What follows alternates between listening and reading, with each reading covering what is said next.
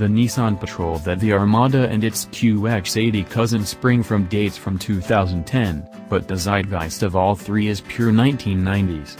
The bulk and heft, the oafish driving dynamics, the garish exterior. The world has moved on to less crude implements. Consider the Lincoln Navigator, once very much in this vein. Now it seems like a spaceship by comparison, and its driving manners and unique selling proposition are miles ahead of the QX80. The 5.6-liter engine is powerful, and it's nice to have a naturally aspirated V8 in the role, but I didn't think it sounded as sonorous as Joel. It's gruff, and it works hard to move the QX80 around, although it does a fair job on that count. The button-strewn interior is unfortunate, and the buttons themselves appear to be picked out of the same bin that the Nissan Sentra draws from.